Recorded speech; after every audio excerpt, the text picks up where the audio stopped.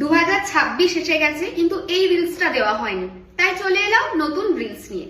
চলো দেখে নেওয়া যাক যে 2026-এ কোন কালার বেশি করে ইউজ করবে আর কোন কালার একদম অ্যাভয়েড করবে। কোনটা ইউজ করবে সেটা তো বলা আছে, বাট অ্যাভয়েডের কালার বলা নেই, তাই ভাবলাম একটা রিলসেই সব কথা বলে নেওয়া যাক।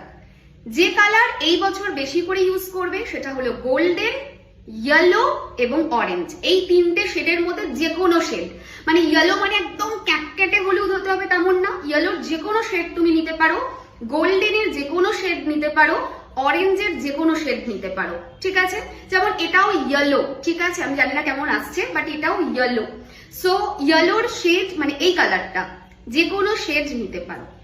অ্যাভয়েড করবে কোন কালার বা কোন জিনিসগুলোকে এই বছর একদম শিমার যেটা হয় মানে গ্লিটার শিমার কমপ্লিটলি অ্যাভয়েড করবে, এটা হলো নাম্বার 1।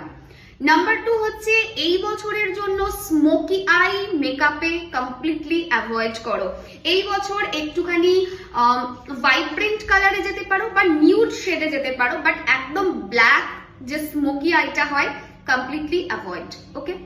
নাম্বার 3 হচ্ছে এই বছর হোয়াইট বা হোয়াইট ছাড়া বেজ কালার, এই টাইপের যে কালার গুলো হয়, যেমন এই যে উপরে যে কালারটা রয়েছে হোয়াইট বেজ, এই কালার গুলোকে এই বছরের জন্য একদম অ্যাভয়েড করো। শিমার গ্লিটার একদম না, ব্ল্যাক কাজল ব্ল্যাক আইশ্যাডো একদম না।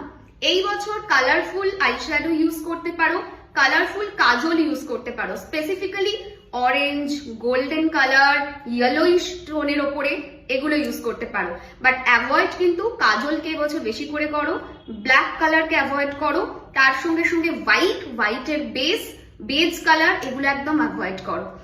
দেখবে এটা করে ডেফিনেটলি ভালো রেজাল্ট পাবে। যখন বাইরে যাচ্ছ, কোথাও বেড়াতে যাচ্ছ, তোমার ফেভারেবল রেঞ্জ যেটা গোল্ডেন, ইয়েলো বা অরেঞ্জ এগুলোকে বেশি করে ইউজ করো। অফিস যাচ্ছ, অফিসে কোনো কাজ আছে বা বিজনেস করছো, সেখানেও এই কালারকে বেশি করে ইনক্লুড করতে পারো। অবশ্যই করো, দেখো ভীষণ ভালো রেজাল্ট পাবে।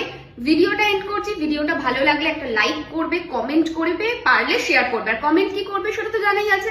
ডিভাইন ব্লেসিংস, সবাই খুব ভালো থেকো, টাটা।